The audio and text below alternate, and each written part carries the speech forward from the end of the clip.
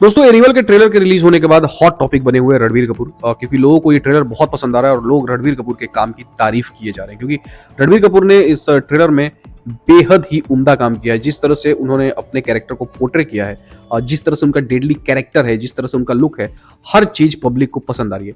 लेकिन अभी तो इस ट्रेलर को देखने के बाद आपको रणबीर कपूर का काम, उनकी स्टोरी तो समझ में आ रही है, लेकिन एक कैरेक्टर ऐसा है जो रणबीर कपूर के कैरेक्टर पर भी भारी पड़ता है, सिर्फ थोड़े से स्क्रीन स्पेस मिलने के बावजूद, जबकि उनका बिल्कुल डायलॉग भी नहीं है इस ट्रेलर में। हम बात कर रहे हैं बॉबी देओल की।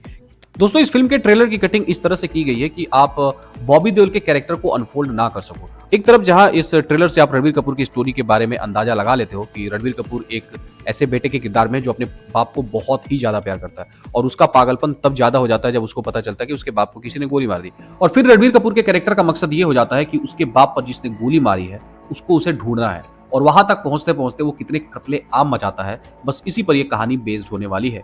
मतलब एक तरफ जहां पर आप इजीली समझ लेते हो कि रणबीर कपूर का कैरेक्टर क्या है, वहीं दूसरी तरफ आपको बॉबी देओल के कैरेक्टर के बारे में ज्यादा जानकारियां नहीं मिलती।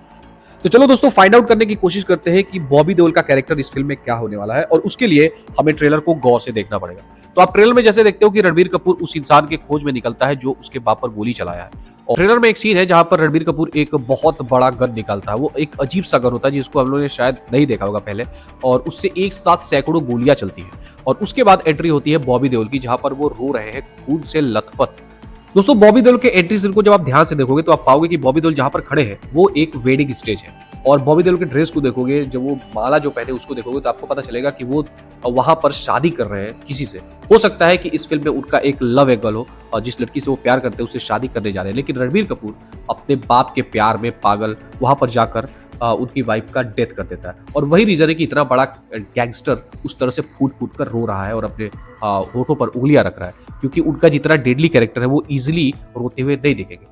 तो दोस्तों इस सीन के बाद आपको दिखेगा कि बॉबी देओल का कैरेक्टर रणबीर कपूर को बुरी तरह से मार रहा है, और मारते समय उसके अंदर जो एग्रेशन है वो ये बताता है कि ये फिल्म होने वाली है बॉबी देओल वर्सेस रणबीर कपूर। तो एक तरफ जहां पर रणबीर कपूर अपने बाप पर गोली चलाने वालों को ढूंढ रहा है, वही दूसरी तरफ बॉबी देओल ढूंढ रहा है उसको जिसने उसकी वाइफ को, जिसने उसके प्यार को मारा है, और वो होता है रणबीर कपूर। और दोस्तों एक जो बड़ी अपडेट निकल के आ रही है बॉबी देओल के कैरेक्टर के लिए, वो ये है कि बॉबी देओल का कैरेक्टर इसमें म्यूट है, मतलब उनके कोई डायलॉग नहीं होने वाले हैं। और दोस्तों एक एक्टर के लिए बिना बोले परफॉर्म करना बहुत ही मुश्किल होता है, लेकिन अगर आप टीजर और ट्रेलर को देखो तो आपको लगेगा कि बॉबी देओल ने अपना काम बहुत ही उम्दा तरीके से किया है।